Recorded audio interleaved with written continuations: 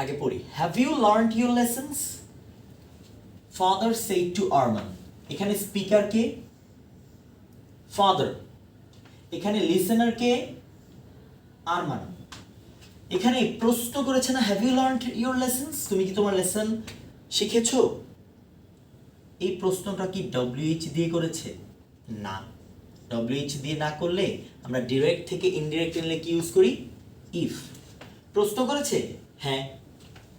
Father asked Arman if you, ইফের পরে আপনাকে সাবজেক্ট টান দিতে হবে। ইফ ইউ, ইউটাকে আরমান ছেলে। If he had learned your, your বলতে কাকে বুঝিয়েছে? আরমানকে।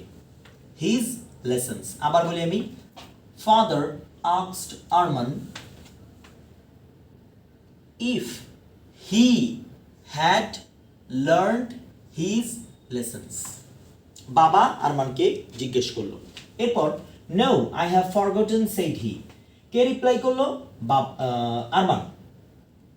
হি replied in the negative. For example এখানে যদি নো না থেকে ইয়েস থাকতো, he replied in the affirmative. He replied in the negative and said that, আইটা কাকে রিপ্রেজেন্ট করে? সে নিজেকে রিপ্রেজেন্ট করে।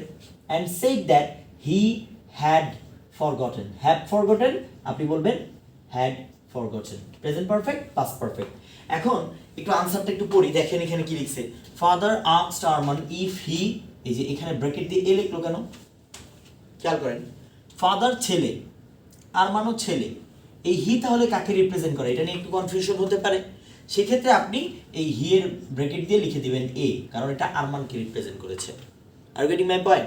আরেকটা কথা একটু বলে দিই যে এখানে নো আছে, আমরা অনেক ক্ষেত্রে কিন্তু বলি যে Arman replied negatively that he had forgotten, ওইটাও কিন্তু হবে।